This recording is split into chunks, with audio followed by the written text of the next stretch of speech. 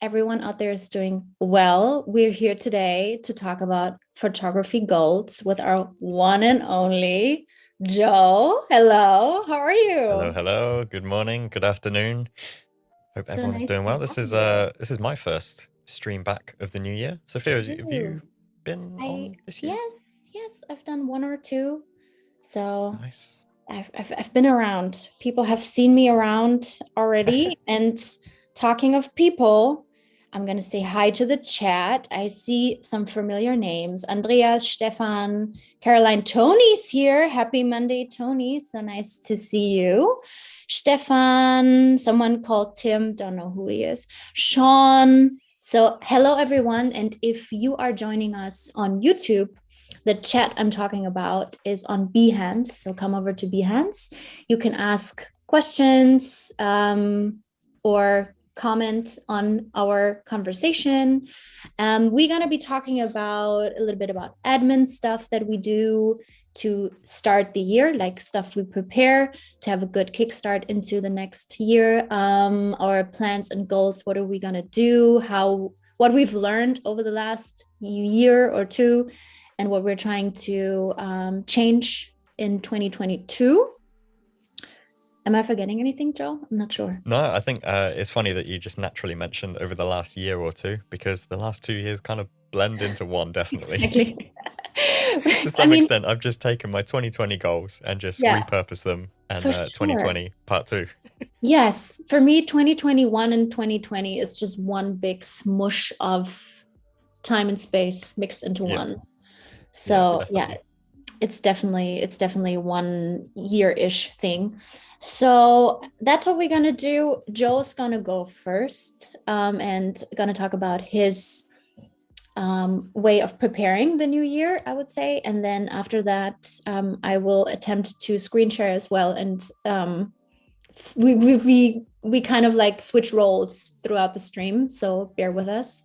I've never done that actually. I've never been the host and then the guest kind of situation. So Yeah, this is no, the first. we're gonna ping pong back and forth. Should be Exactly. good. Exactly. So So there will be something for my serve everyone. first, right? Exactly. Exactly. It's your turn. Uh, cool. All right. Well, Happy New Year. It's still January. We're allowed to say that. Yeah, I was about to Um, ask, for how long can you say that it's the 24th of January?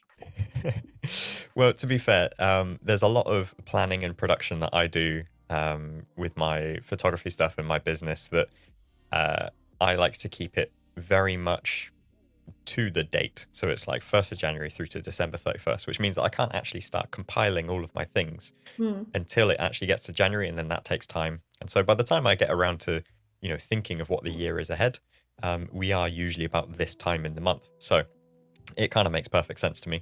Um, so there are a few things that I do very very sort of like quickly ahead of time on stuff. And before I run into this spreadsheet that you might be looking at now, so one of the first things that I do is just backing up all of my files and everything. So I think you might be able to just see over here. I've just got a little server running. That's got about, I think, 60 terabytes of available space. I think it's like a 96 terabyte RAID or something. That's actually filling up, believe it or not. That's very close to capacity. So I need to work out what my next plan is for the next year or so. Um, but I make sure that I back up all of my photography, my filmmaking, and everything's all into a unified place. Previously, I used to have about 20 different hard drives just scattered about, different brands, different sizes, and it was a mess. So unifying it all together was a big investment, but has made it so much easier beyond that. And of course, you don't have to go for a big server like that. You can get 16 terabyte drives as a desktop drive and things like that. On top of that, one of the things that I like to do afterwards, and I'm going to be very careful carrying this, Oh my God, is last time you held it up, Tim and I were like holding our breath, being like, don't so drop them. I I also get a lot of these smaller hard drives. So these are just 4 or 5 terabyte portable hard drives. And I'm going to put that down before I drop it because Please, yes, please, yes, please. they are physically moving parts. So in these hard drives, what I do is well, first of all, I label them and I give them the year on the little Dymo label. And I will back up, again, all of my photos, all of my videos into the same folder structure template across all of the drives. So from the root, you go in, it's just a folder that's 2021. And then you've got photo, video. I think it's that way around. And then yeah, like the projects, the raw files, the exports, everything is all just organized and it's all in a uniform sort of standard. I set that folder structure up about 8, maybe 9 years ago or so, and I haven't really changed it since. So that gives me peace of mind that going forward, if ever I need to pull out some images from the archive, I know that, for example, I did a trip, let's say to Peru in 2018. I only know the one time that I've been there, so I know exactly when I went. I can just grab that drive and I've got quick access to it if ever anything was lost on the server. So of course they kind of mirror each other, but it's a version on its own that doesn't oh dear, my voice is going croaky. I have a question because I started this in 2022 and I'm kind of proud of it, but I'm not sure if it's like overachieving and then I'm not going to follow through with it. I started having an Excel sheet. I mean, that's, I guess, already a good start, where I put in like the name of the hard drive and the name of the project, because I don't have as big hard drives. Like the hard drives I use usually are 1 terabyte big. And then I need multiple throughout the year. So I have like 2022 backup 1, or let's assume backup 2, backup 3, and I have them in my Excel sheet. And then the other way it says like the name of the file, like the name of the project and how I labeled it in my hard drive, on my hard drive. So I can easily, if I ever need a project, someone says, can you please send us the export of XYZ project again? I go into my little Excel sheet, I put in the name of the project, and I know exactly where to look for it.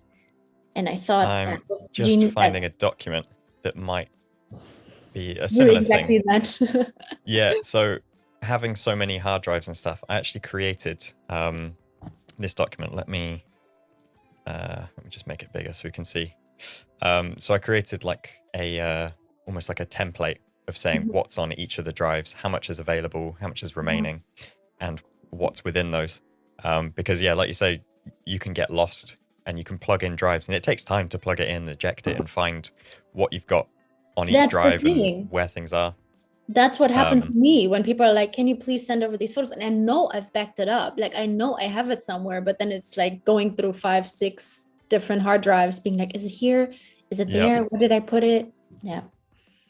So yeah, that's a boring but very necessary thing. And backing up your work, I can never stress it enough, because the thing with hard drives is it's never about if it will fail. It's always about when it will fail, because a hard drive is volatile. SSDs are better, but again, you just can't replace creative work if ever it's lost. And a lot of those is their memories as well. So, you know, there's a lot of value in that, and I take a lot of or put a lot of effort into protecting that.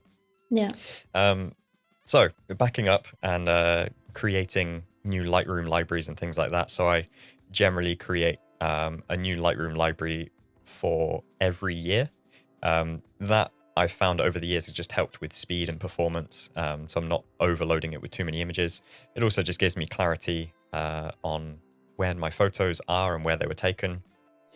So last year, didn't really travel much as a travel photographer, unfortunately. But, you know, that's fine. I still managed to get out and, you know, see a lot of things. Spent a lot of time in London, getting all sorts of images around. Which I was in London, that desert thing? No, sorry, that one. That's London. That one actually wasn't in London. Climate change. Not, that was it's true. That was my 30th birthday this day. Walking out into the wider world. So yeah, I spent a lot of time exploring London and things. But yeah, organizing my library, I generally like to keep it as 2021, because I also store my library on an SSD with all of my footage and things. So when I plug in between my different Macs, I can just open the library file from the SSD.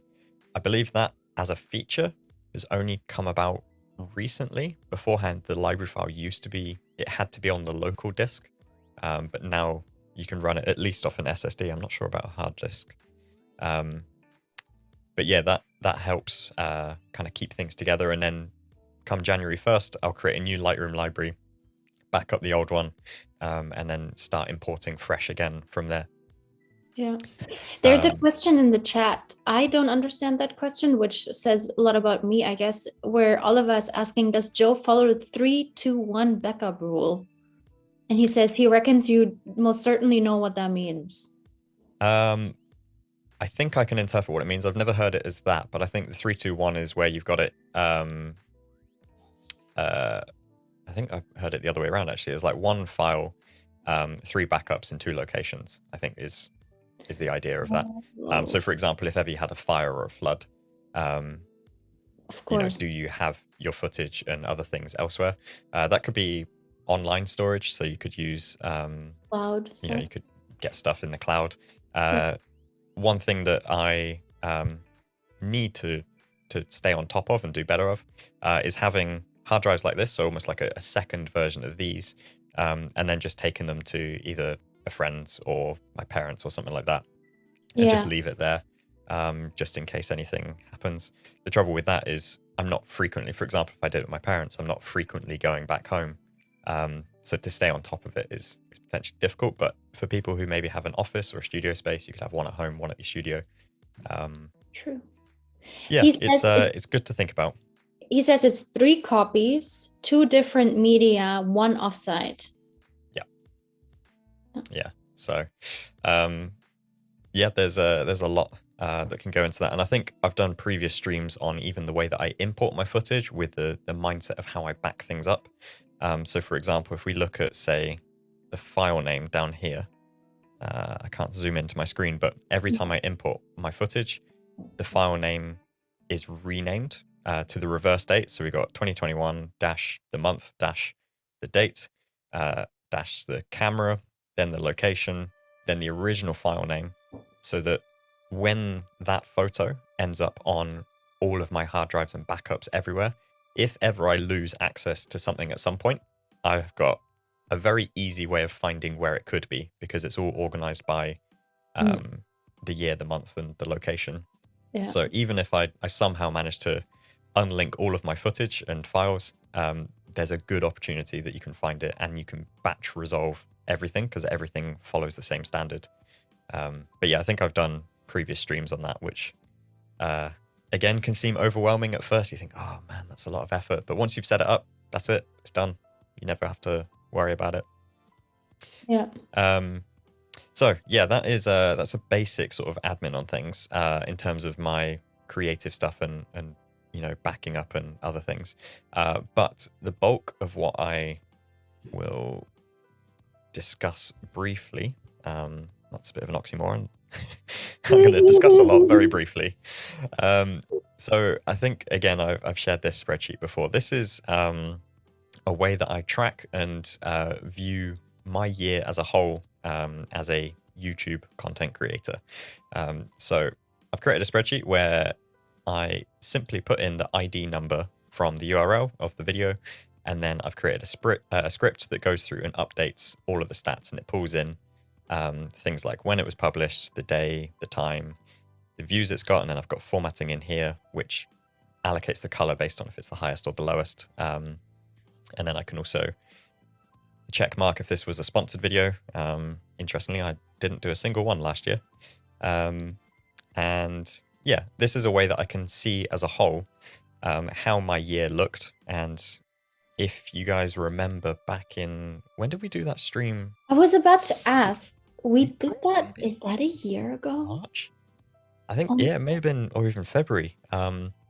We discussed plans, and I shared this screenshot, this spreadsheet, and plans going forward of things that I want to do for my videos. And an idea that I had was publishing earlier in the week. So I went for this idea of publishing Mondays or Tuesdays if I could. If we look through here, consistently did Mondays. In hindsight, looking back, I don't think that has quite worked as expected and intended. So I'm now going to approach slightly differently. And that leads on to my next goal, which is to be more consistent with my posting on YouTube. I think the last 2 years have been pretty chaotic for most people, and definitely for travel photography. But going forward, I'm hoping that I can stick to some sort of scheduling of, say, every Wednesday, posting a new video. And I think in terms of growth for an online channel and things like that, by setting the precedent of where and when you are, it makes it so much easier to stay up to date and to follow along. Because as we mentioned in the previous streams of wanting to share that journey and bringing people along for that journey, people love a story. If you can tell them where they can catch the story, they will want to do that. And I think that's potentially a good sort of system and goal. And I can use that based off of the data and things that I've collected over the year, which has been very useful. I've got more spreadsheets. I think people will know that I love a spreadsheet.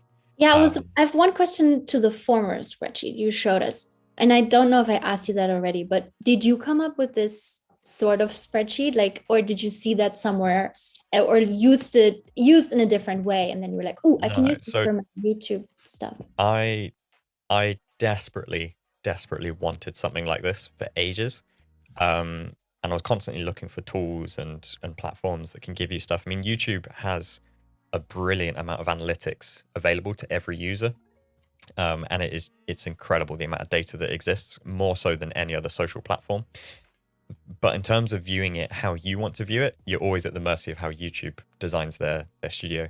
And so there are a lot of things that I wanted to visualize. So for example, just knowing the frequency of what days I publish and how that has affected, for example, views over time and other things. It just didn't exist, but I knew that the data was there. I could pull out the date from the image or from the data, and then I could work out what the day was and things like that. So I set about creating something, and I originally made this sort of template of various things that I wanted to show, and then I started to create a script. I found sort of an original part of like a little bit of a script on GitHub. I think I referenced it up in one of these. I put a comment. Yeah, so this was an area that I found a script.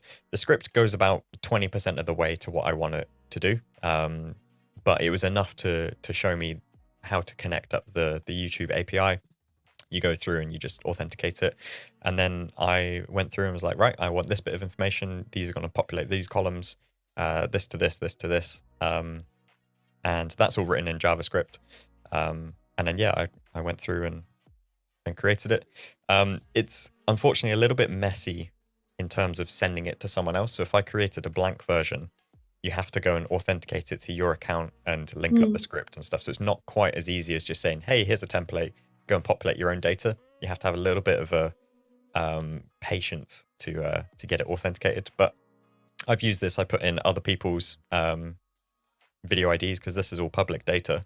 And I can use it to view what other people are doing and how they're sort of doing their channels and stuff. Yeah, it's very useful. And I feel like there's a lot of value in here, especially if I approach a brand and if they say, oh, we want to publish, we think it'd be great to do this on a Friday evening. We can imagine people sat at home watching this, and I'm like, no, I can tell you over 8 years worth of data where I've got all of this, Friday videos do not do well, ever. And being able to present that to them, I think is very, very valuable, and in the long run can potentially get you more and better work. So yeah, I think it's, as we were saying before, it's like, this is valuable. If we didn't do this, we couldn't do the creative work. So yeah, I know it's not for everyone, but it's, you can try. It's also something I feel like a lot of people don't talk about. I have at least experienced in the last 2 years that a lot of people assume that what creative people do is a lot of like fun in games, and that it is a lot of, yeah, you're at your studio and you're shooting photos and you're shooting videos and you're editing and you're doing a lot of creative stuff. But it's, I would even say 80% of what I do on a daily basis has nothing to do with creativity in this sense. Like, it's emails, it's spreadsheets, it's paperwork, it's Yeah. organization, it's stuff like that that has nothing to do with this hobo creative, I don't know, Yeah. stereotypical life that people have in their heads. Yeah. No, it's so true. And I think uh, it always shocks people when it, Yeah. when they get into doing photography and other things, and they Yeah. get successful with it, and then a business comes about from it. And then it always shocks people because then it hits home. It's like, oh, I need to treat this like a business. Whereas you can alleviate so much of that pain by treating it as a business first. Yeah. And, just go about. So likewise, another thing that I like to plan ahead of my year is I've got a spreadsheet here, which again, I've templated. I can just duplicate it into a tab. And this pulls in the year and then all of the dates of the year. And again, there's conditional formatting to color code it. It pretty much does an if this, then that. If the date is before today, set it to darker gray. If not, set it to lighter. So I can just see a visual representation of where we are in the year. So these are the 12 months of the year. And I can just go through and I can plan various trips and travel. So I don't actually have too much planned for this year, which is kind of novel, I guess. But if we take a look at previous years, we can see where I had all sorts of trips and all sorts of cancellations of trips and other things. And it's just a great way of visualizing where my projects sit. And if something comes up in the future, say there's an event that I'm expecting, could be something I'd create some work around. So for example, a big item in the calendar each year would be content around new iPhone launches and with cameras. So I usually put in predictions of where I think that may happen. And then I'll have a trip that will maybe follow around from that and other things. So seeing it this way, it just gives you a buffer of knowing, okay, I've only got 4 days between trips or between projects. That's when I need to edit, or I need to remember I've got, social occasions coming up. I have to have done all my work beforehand because otherwise this is going to get messy. And yeah, I just color code it and put it all in. And I find this really, really helpful. Some Yeah. people may prefer to do this on paper. I quite like it digital because I can share it with other people. Yeah. But yeah, this is I think a this is good sort of also thing. super helpful for me. It's super helpful because I'm working on multiple projects at the same time, but they're at Yeah. different stages. So it's like good to see the whole year to know, okay, this project has to be done by this time. This is just in pre-production. This is in post-production. Like, when do I actually have time to do certain things for different projects that are at different stages of production? Yeah, definitely. And for It's that, almost I like, need to know the whole year. I need to be able to see the whole year because these projects go over months. So, yeah, definitely. um, Yeah, it's almost like traffic management. And if you've ever worked in an agency, there are people who it is their job just yes. to manage, the projects of other people and where their time is spent, and they will block it out, hour by hour rather than day by day. Yeah, very useful. And then the final thing that I will share on an admin before we run into some of your plans and January setup. So I like to revisit my rate cards in terms of pricing for projects and things. So again, I have a template. So I've just zeroed out everything at the moment. So the idea here is when a company approaches you and they say, hey, we want to work on this campaign that's coming up, and we're looking for a video. I don't know, say it's a car company. We're looking for a video of a new car. We just want like a casual weekend road trip. And you could publish the video, I don't know, in a week's time. That's a very basic sort of brief outline. But either way, when a company approaches you with something like that, first of all, if it's the type of creative that you want to work on and that you're excited to be a part of, that will be the first stage. And then the next stage will be knowing, well, how much is this going to cost? How much is it going to cost me? And how much is it going to cost the business who are hiring me? And I found when talking to a lot of creatives, that is probably one of the biggest delaying factor into actually responding to those briefs and getting the work. If you don't respond quick enough, you can also respond too quick and sound a bit keen. But if you don't respond quick enough, you may lose that work and you may lose that job. So many years ago, I created a rate card where I would put in various different itemized sections of projects that I would work on. So for example, I've got admin and planning. Most of these are set as day rates. There are some times where you need a half day. And so I've accounted for about 60% of the day, because you can never actually easily do a half a day, because transitioning your mindset between projects or even locations just doesn't exist. And then we put in a quantity, a rate of that day. Then we put in a quantity, and I'm actually going to hide that column because we don't need to see it just yet. So for example, you would go through and you would set your rates. And again, depending on your scale of business and the type of works and projects, your rates are going to be different. And likewise, if you already have a business, you probably already have something similar to this. But if you're starting out as a sort of aspiring creative, you may not have something like this. So for example, you may set like a rate of like, £200 a day, for example, for your admin and planning. I'm not going to go through all of these, but let's just do a few of them. Filming and content creation could be, say, 600 per day, or something like that. Maybe you've got an assistant that you charge 150 per day. Post-production, I don't know, I'm just pulling numbers out here. But you have to take into account when you're thinking these pricing, and the pricing comes from thinking about how frequently you work, how much you need to cover your overheads and other things, and you'll get to some numbers, and they may surprise you. To some creators, they may be like, whoa, that's a lot of money. But the thing is, you may be not doing this every single day. And so you have to account for the fact that you don't always have projects on at the go.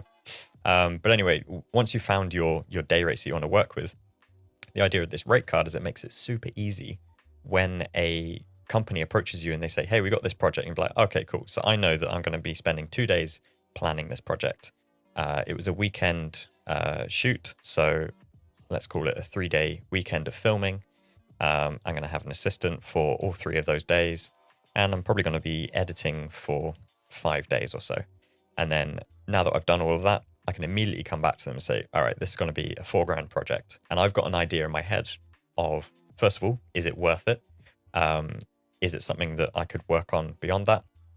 I've even added in a section here, which just calculates a if true value. So for a rapid turnaround, say they say, oh, you know what, but we actually need this published like straight away, or the trip is tomorrow. You can add one of those, and then that can scale in a multiplier that you've applied. So let's say I'm going to add a £200 per item scale multiplier on a rapid turnaround. And so now your project becomes 6,000. And, VAT, if you're VAT registered and other things like that. This just makes it so easy. And I've used this countless times, and I just duplicate my tab down here for each project, and I can see how much the project should be worth and how much I'll charge. If they then come back and say, okay, how have you reached that figure? I've got everything itemized and I can label it out. It's not a number that I've just pulled out of thin air, and it's consistent from project to project. And I find that is just so valuable in having confidence in saying, this is my rate, because you've set yourself some rules and some guidelines, and it just makes it very easy to sort of understand. So yeah, I would consider investing some time into, just listing out the types of things that you find yourself doing on projects, and then just some very, very basic spreadsheet skills of, this cell times by this cell equals this. You can even spend some time color coding if you want to have your notes yellow and things like that.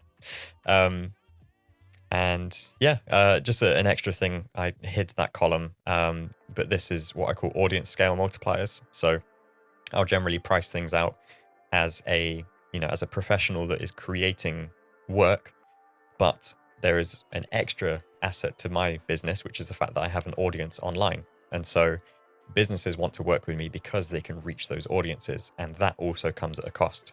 So as much as it costs me money to make various projects and various work, it also costs, to have that presented to the audience, because there's reputation, there's power of affiliation and everything connected with that. And so me just doing a project that I give to them to go and publish somewhere, is going to cost different to me doing a project that then I'm going to publish and they're going to reach my audience. So I've added in multipliers. And again, you can work out these rates based on the audience size of the channel that it's going to. And so, for example, your £600 filming and photography creation could multiply to then being, I don't know, 1,200 or 1,500 for the day, simply because it's going to an audience of 500,000 people. Things like that. So yeah, worth looking into, definitely, even if just for sort of consistency and clarity and tracking how much your projects should total up for the year. That is, I mean, I'm still trying to wrap my head around it, because I completely understand the necessity for consistency. But then I don't know about you. For me, it varies quite drastically, depending on who I work for and what the project is. So for me, it's more about how do I find the right rate. If I look at the spreadsheet, for me, I think the biggest struggle would be like how to find the right number to put into the rate column. Yeah, I think that is definitely the hardest part of this, is knowing what are your rates in the first place. Yeah. So yeah, I definitely don't discount that down to being an easy task. It's not. So yeah, there's a lot of extra thought and experience. Man, I've got a bit of a dry throat. Oh dear. Oh. Hold on a second. Oh, sorry about that. Yeah, so there's definitely a lot of difficulty in doing that, and likewise, different projects have different sort of values. So previously, I used to have a rate card for I think it was 3 different sort of scales. So it was like an A, B, and C system that I had. So A would be your big international, massive corporate companies that are widely known. You know, the types of companies where there's exponential pressure on what you're delivering, simply because if you get it wrong, it will cost them potentially millions. And so that will cost you. And of course, you would have insurance to protect things. But likewise, just the amount of capacity in what's required to deliver is so much greater. And so with that comes cost. And then I have the B class, which could be like a much smaller business, and then a C class could be, you know, a little cafe down the road who just wants an Instagram post. And what they're looking for or what they're requiring is far, I don't want to say it's a lower quality, but it's a far lower pressure. Yeah, for sure. And so you'd have different rates for that. And again, depending on how you work, as you can probably tell, I'm someone who likes templating and organizing and grids and guidelines. By setting those parameters, it gets rid of all of the stuff that is taking up brain space, that then I can focus on creative stuff. Other people may want to be a little bit more flexible on other things. So it depends on how you want to work, but you could create different rate cards for different things. Yeah, it's tricky. The only sort of quantifying factor that I've found with this is the one thing that can't ever be exchanged or changed is time. And so that's where, if you find yourself never having time to take on projects, it just comes down to simple supply and demand. It's the case of you're in so much demand, you can only supply so much of your time. Therefore, you probably need to charge more. That's just kind of what happens as businesses grow. And as you, as an independent creative. And yeah, that's, again, why I think it's good evaluating and looking at this every January, or, you know, however, if you're growing much faster, maybe you'll do it more frequently. Yeah, so that is a very quick rundown on a few of the sort of planning and admin and other things that I like to do as a business. But now, Sophia, I would love to hear what your start of the year looks like and all sorts of things. We'll try to. It's my turn now, so I will start my screen share now. Was that a little ping pong sound you just did? Yeah, I tried. Didn't spot that, but I heard it. Nope. Okay. So I have multiple things. I'm just gonna pull up my Instagram real quick just to give you an idea of, because I have three things I want to talk about more from the like creative side of things a little bit, that I want to focus on next year. And it's social media, website, or like more organized on appearing on the internet. And then also the documentary that I worked on last year and that is also continuing next year. So these are the three things we're going to talk about quickly, because every year in the beginning, as most people do, I sit down and I ask myself, what do I want to do? What are my goals? All these things. And one goal was, I'm just going to manifest it out in the open. It's like, I want 10K on Instagram. I know that's a very humble achievement. It's not that I want like 500,000 or something. I just want 10K. Yeah.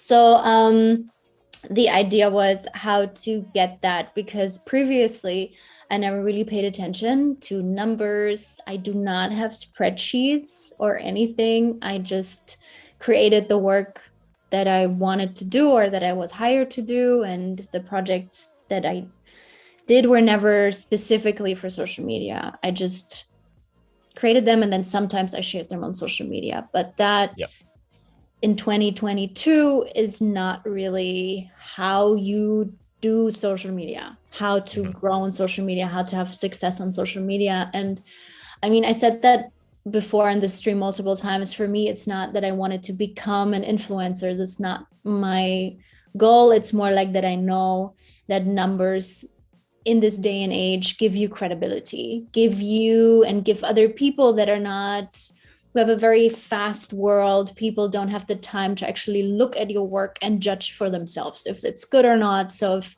there's a big quantity of people that have already agreed or giving you the stamp of approval, it's quite easy for other people to see that you're doing good work.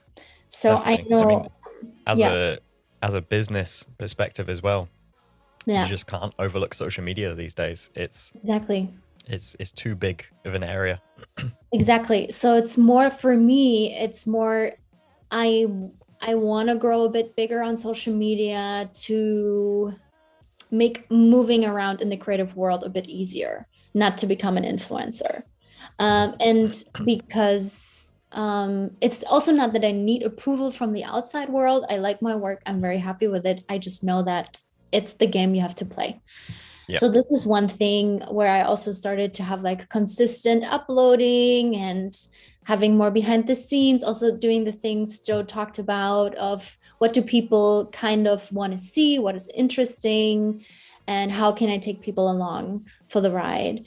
And that kind of worked pretty well so far. I only started doing it, I think, one or two, like I already started it in the end of 2021 and throughout now. And it's like slowly going up, but it is working. So I'm quite happy about it. And you can see if anyone wants to check out my social media, like I did not post in almost didn't post in 2020. And if I did, was very randomly throughout once every month or something like that. Now, way more consistently, also paying attention to what my feed looks like, stuff like that, knowing that reels are a thing, just being a bit more aware of what's going on. So that is something that I really want to pay a lot more attention to in 2022. With that also came for me changing my Instagram name. I know that is a minor thing for people. For me, it was massive because through that, you lose a lot of tags and things. And I found a way around it, and I just did it yesterday, and meaning I created my old account again. So I changed my name to be my real name, because before that I had like a joke name that I made in 2013. And I never wanted to change it because I thought, oh no, if I change it, then people don't know it's me, or I lose all my tags and my Instagram name is everywhere. And then I have to go through all these different platforms and websites where I put it in and have to change it, and what's going to happen. But I did change it mostly for like, it's a bit more professional in my opinion, and people don't get confused. People can find me easier when they Google me. It's that, yeah, I think it was the right But that in decision. itself is such a powerful step independently, because it's your identity as a creator and it's your confidence that you project out. Um, Yeah. and just changing that, it almost in some ways, if you went for say like an agency name or something, it just gives you clarity on what is this account about. Yeah. What am I posting here? What am I separating? And also, how can I remove my personal emotion to various things? We all take images that we personally love and we want to post it and share it, but does it really help the business goal that you have? Yeah. And the way that you attribute even just your name is so powerful on a mindset level. Yeah, totally. For me, that's also because I never really paid attention to social media. So I didn't even pay attention to the name that my Yeah. account had. I was more like, yeah, of course, I have an Instagram account. Everyone does. But Hmm.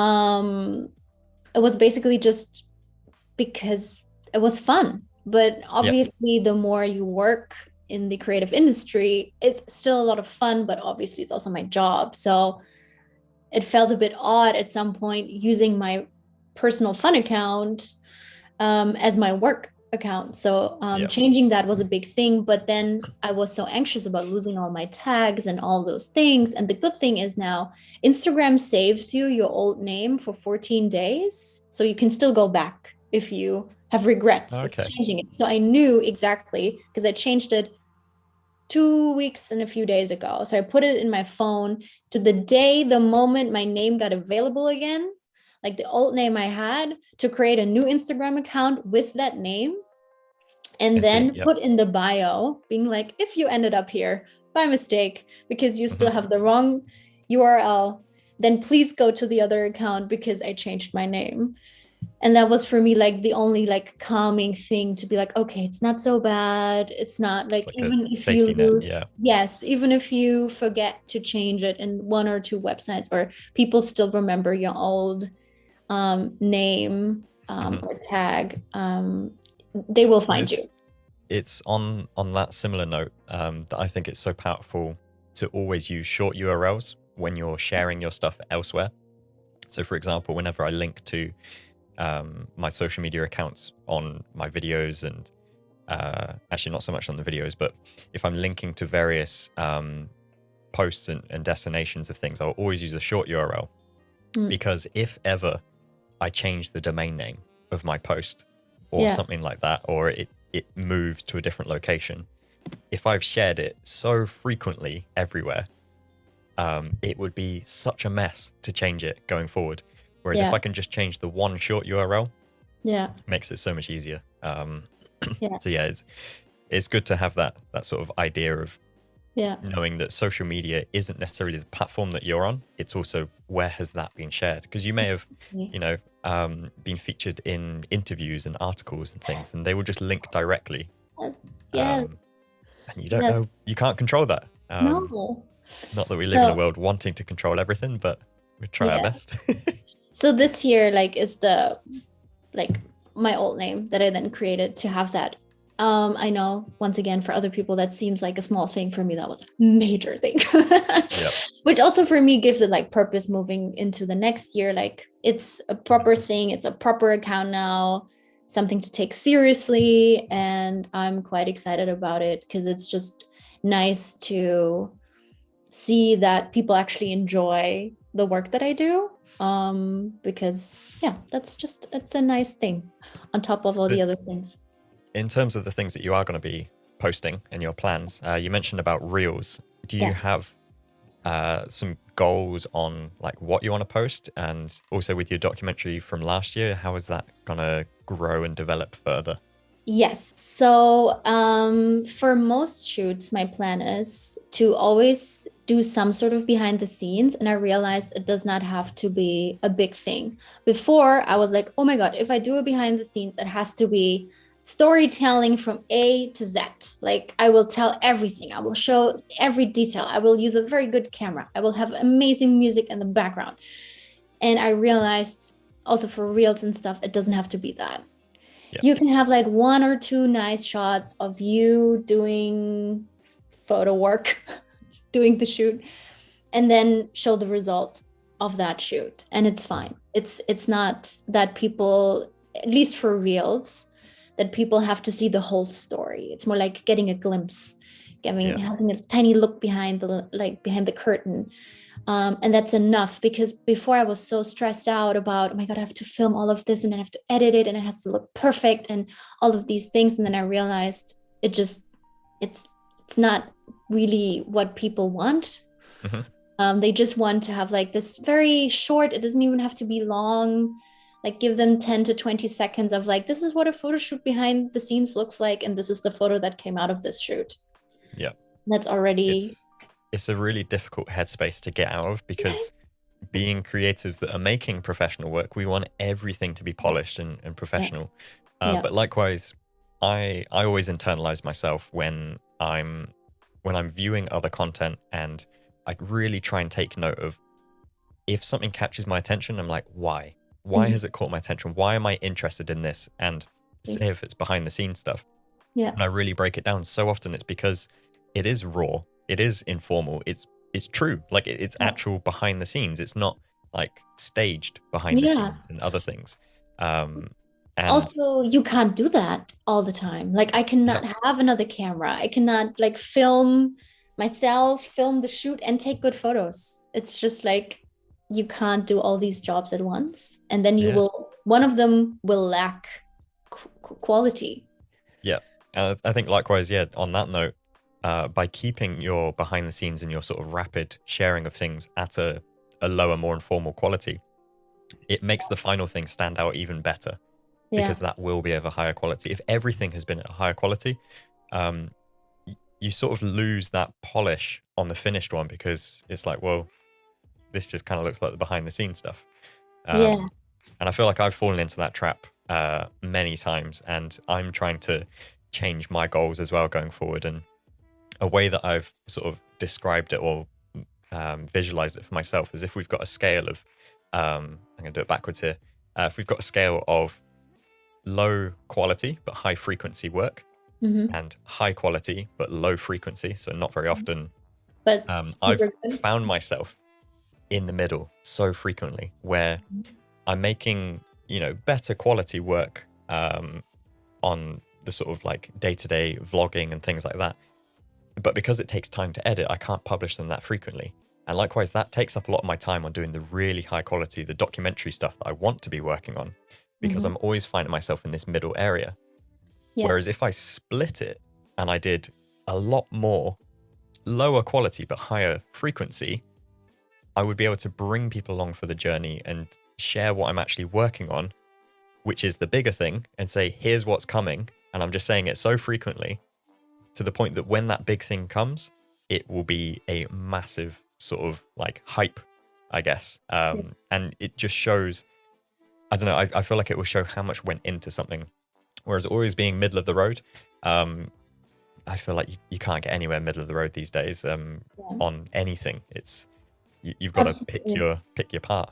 And that's 100% what also happened to me, because you see, I did a lot of reels, and all these reels were like shot on Blackmagic cameras, color graded, all of this work. Like it's a lot of time that goes into those.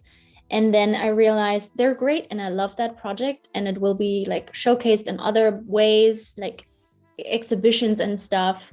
But it's something, when you look at reels, for example, it's too much. It's a whole minute where someone is talking, and it's voiceover, and it's music, and it's editing, and it's in the middle. It's not super high quality, because it's not like a documentary or like a big film, but it's also not in the sense that it's easy to produce. Yeah. So I realized that is something that might not be the thing to count on social media. Like I still want to upload it, but it's not going to be the main focus.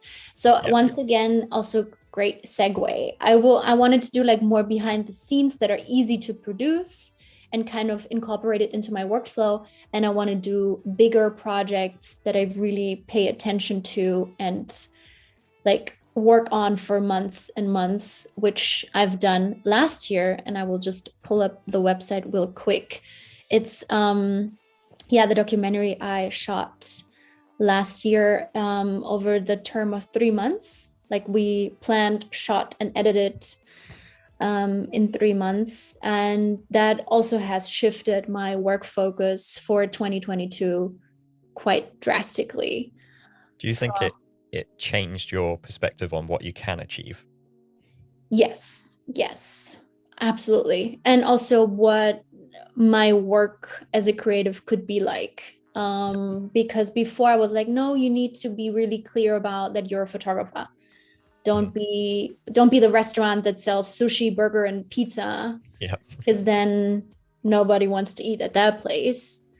But then I realized it's actually an advantage to be able to do these things and to learn and grow in different fields as well. Like I've spent most of my time last year editing and shooting film, and with sound and stuff like that has nothing to do with photography. Like how to like work with microphones and sound editing has very little to do with taking photos. But that's a very great storytelling tool, and that I like doing it, and that it is just another way of telling stories. And I do that through photography, but I also can do it through video. And it's not the burger sushi place. It's just making that one pizza really nice and crusty and telling stories in very authentic ways. So that's, for me, looking into the next year, it's like I don't want to just limit myself to being a photographer. I also want to show all the other stuff that I can do, because I really, really enjoy it, and just incorporate that into the work that I've been doing for the last years. There was a question here actually. If you use, do you use an assistant, or do you have an assistant rather, for your behind the scenes, and is that potentially helping to share? Yes, sometimes I do. It's more like a COVID kind of situation where we are trying to like limit the amount of people on set. For big shoots, I do, but then that person also is running around the whole time of like picking people up, trying to get some other stuff, and the tape's missing, and we need to like the light's not working, and like it's doing behind the scenes for me could be a job on its own. I don't work with assistants for most of my shoots, mainly for 2 reasons. One, a lot of what I do is very personal. Like I do a lot of shoots with people where I have a very close personal connection to them, and it makes it a tiny bit awkward sometimes if there's just someone else standing there. So I like to keep it small and relaxed, and so that people feel very comfortable, specifically if it's people that are not professional models. And I do a lot of projects that don't include professional models. If it's a professional model and shoot, then it's a completely different story. And the other thing is just trying to keep the team as small as possible. And then sadly, this is the first position that gets cut. Because they're like, we don't need a behind the scenes. It's not that it's needed, it's just more of like a nice to have, that kind of situation. And you mentioned with it's a new website that you're working on. Exactly, just briefly. I know we have like 5 more minutes. Is this going to be all sorts of, like, you're going to share behind the scenes, up-to-date content? I will not be sharing my behind the scenes on my website. That will only be on my social media, as the goal to grow the social media. Not the website clicks.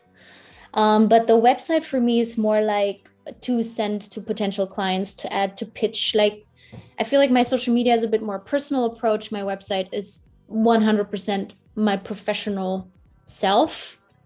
And just like quickly to show like exclusive preview of what I've planned for my website, because I didn't know what I wanted. I didn't know what to put on it. I like was playing around with different ideas, and in the end decided to put, for now, 8 projects on my website. My website is not the typical photography website where you would see like just a bunch of photos that's what it was before, where I had like all the photos on my website and you open it and you see photos, photos, photos.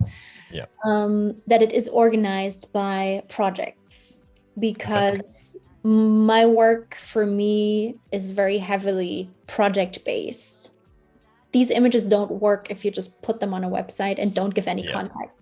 context. You need to have the explanation, like what's behind them, what do they mean, why are they important, what do I want to say through this work. Again, it's all about story. Yes. Story and So journey. yeah, so I decided against the have a website where you put everything on it so people can easily understand what you do. Because I Yeah. think people that would like to work with me and the focus of my work, they appreciate someone putting in the work to make projects, to explain the story behind the work. So yeah, I'm rebranding my website, which is hopefully going to be up in like 1 or 2 weeks, because I'm very specific. I change things all the time. And I'm like, oh, I'm not happy with the font. I will change it again.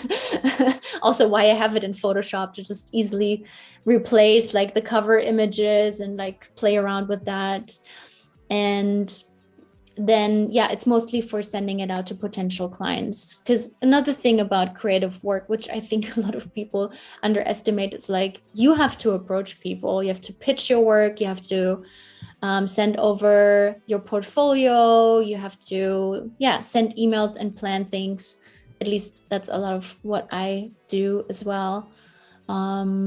So a good website, I think, is a very good thing. Like social media is important, Can we but see a mock-up of this? Can we see a tease? can you see this now? I don't believe we can. No. Oh, let me check. But I am sharing. Oops, sorry.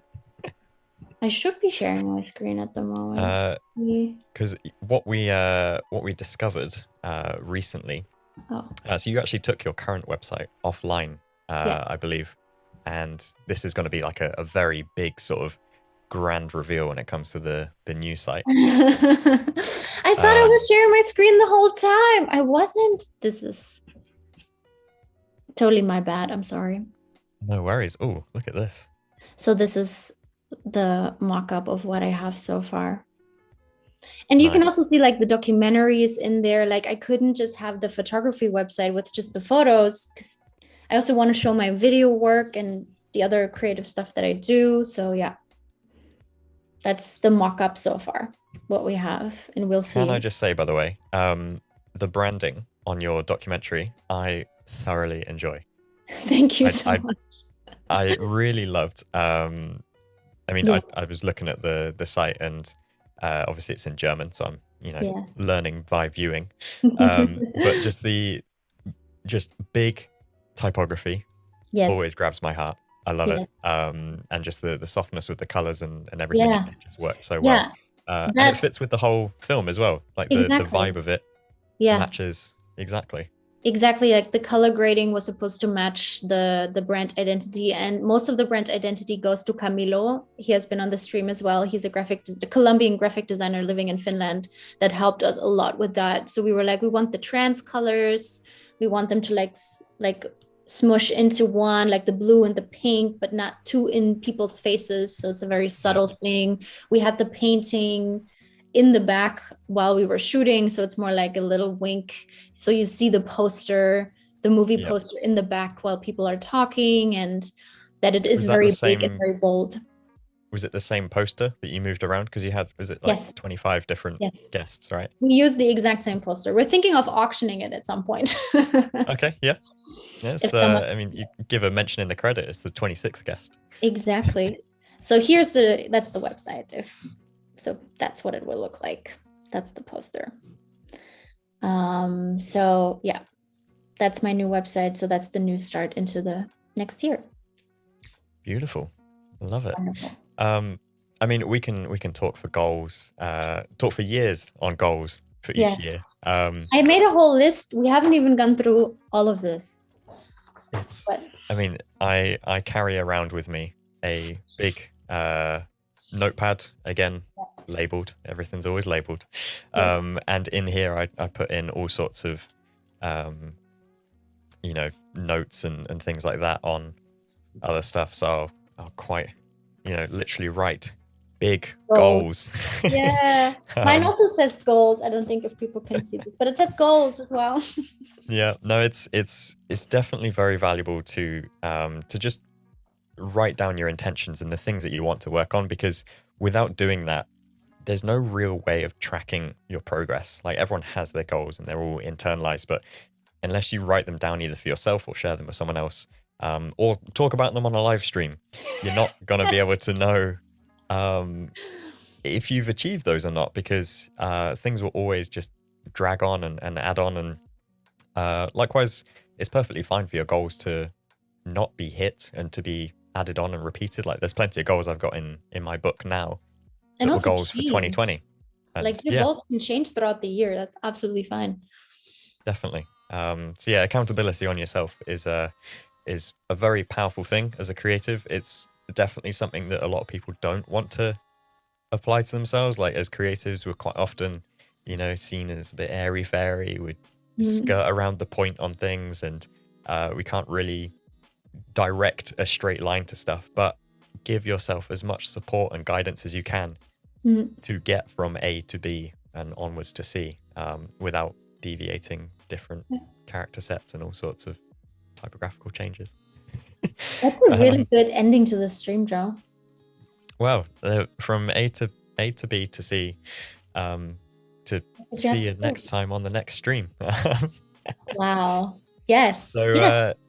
yeah, Sophia, this has been great. Thank you for sharing some of your insight, and I look forward to seeing more of the behind the scenes that you want to share on your socials. I think that's going to be a lot of fun. Thank you. For those of you who want to join us on more Adobe Lives, we are here every week. I believe we're now on Monday, Tuesdays, and Wednesdays. Correct. So yes, we will see you, not us personally, but we will see you tomorrow at 12 midday. Thanks for watching, everyone. We'll catch Have a you great day. super soon. Bye. Bye bye.